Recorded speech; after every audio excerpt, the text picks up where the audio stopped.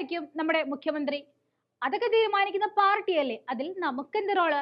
എന്നാൽ അങ്ങനെയല്ല, ആരാകണം നമ്മുടെ മുഖ്യമന്ത്രി എന്ന് നമ്മൾ പറയണം. ജനങ്ങൾക്ക് സ്വീകാര്യമായ നേതാവാണ് മുഖ്യമന്ത്രി ആകേണ്ടത്, അല്ലാതെ പാർട്ടിക്ക് പറ്റിയ ആളല്ല. ഈ വരുന്ന ഹരിയാന തെരഞ്ഞെടുപ്പ് അത്തരത്തിൽ വ്യത്യസ്തമാക്കാനായിട്ടാണ് നമ്മുടെ AAPയും തീരുമാനിക്കുന്നത്. പഞ്ചാബിലേതിലെ പോലെ തന്നെ സമാനമായി ഹരിയാനയിലും മുഖ്യമന്ത്രി സ്ഥാനാർത്ഥിയെ നിർണയിക്കുന്നതിൽ പൊതുജന അഭിപ്രായം തേടുമെന്ന് ആം ആദ്മി പാർട്ടി പറഞ്ഞിരിക്കുകയാണ്. ശേഷം ഉടൻ തന്നെ സ്ഥാനാർത്ഥി പട്ടിക പുറത്തിറക്കുമെന്നും AAP ഹരിയാന യൂണിറ്റ് മേധാവി സുശീൽ ഗുപ്ത വാർത്താ സമ്മേളനത്തിൽ പറഞ്ഞു കഴിഞ്ഞു. തങ്ങളുടെ പ്രവർത്തനത്തിന്റെ അടിസ്ഥാനത്തിൽ BJPക്ക് ഹരിയാനയിൽ വോട്ട് നേടാൻ കഴിയില്ല എന്നും NDA ഭരണത്തിൽ രാജ്യത്തെ കർഷകരും തൊഴിലാളികളും ഡോക്ടർമാരും ദുഃഖിതരാണെന്നും സുശീൽ ഗുപ്ത പറഞ്ഞിരുന്നു.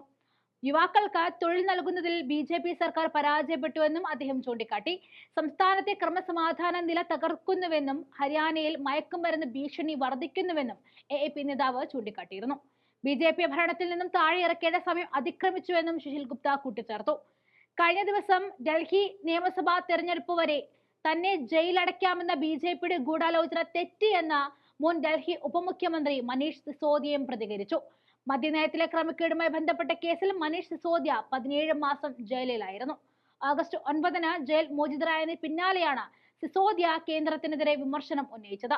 അതേസമയം ഒക്ടോബർ 1-ന് നടക്കാനിരിക്കുന്ന നിയമസഭാ തിരഞ്ഞെടുപ്പിൽ 90 സീറ്റുകളിലായിരിക്കും ആം ആദ്മി പാർട്ടി മത്സരിക്കുക. തെരഞ്ഞെടുപ്പിൽ ആരുമായി സഖ്യത്തിനില്ല എന്ന് പാർട്ടി നേതൃത്വം വ്യക്തമാക്കിയിരുന്നു. അതേസമയം നിയമസഭാ തിരഞ്ഞെടുപ്പിൽ ആം ആദ്മിയുമായി സഖ്യത്തിനില്ല എന്ന് കോൺഗ്രസ് ജനറൽ സെക്രട്ടറിമാരായ ജയറാം രമേശും KC വേണുഗോപാൽ എന്നിവരും മുൻ മുഖ്യമന്ത്രി ഭൂപീന്ദർ സിംഗ് ഹുഡയും അറിയിച്ചിരുന്നു. 2024 ലോക്സഭാ തെരഞ്ഞെടുപ്പിൽ ആം ആദ്മി പാർട്ടി ഇന്ത്യ സഖ്യത്തിന്റെ ഭാഗമായിട്ടാണ് ദേശീയ തലത്തിൽ മത്സരിച്ചത്. പഞ്ചാബിൽ ഒറ്റയ്ക്ക് മത്സരിച്ച AAPക്ക് ഹരിയാനയിൽ സഖ്യം ഒരു സീറ്റ് നൽകുകയും ചെയ്തു. എന്നാൽ ലോക്സഭാ തെരഞ്ഞെടുപ്പിൽ ഇന്ത്യ സഖ്യം മികച്ച പ്രകടനം നടത്തിയപ്പോൾ ആം ആദ്മി പാർട്ടി തിരിച്ചടി നേരിടുകയാണ് ചെയ്തത്. AAP മത്സരിച്ച 7 സീറ്റിലും BJP വിജയിക്കുകയായിരുന്നു. കർഷക സമരവും അഗ്നിപഥും ഗുസ്തി താരങ്ങളുടെ സമരവും കൊണ്ട് പൊറുതിമുട്ടിയിരിക്കുന്ന ഹരിയാനയിൽ BJPക്ക് ഇനിയൊരു ഭരണം അത് സ്വപ്നങ്ങളിൽ മാത്രം. അതിനുള്ള ആദ്യ തിരിച്ചടിയായിരുന്നു സഖ്യകക്ഷികളായ JJM MLA മാരുടെ രാജിയും അവരുടെ കോൺഗ്രസ് പ്രവേശനവും തന്നെ.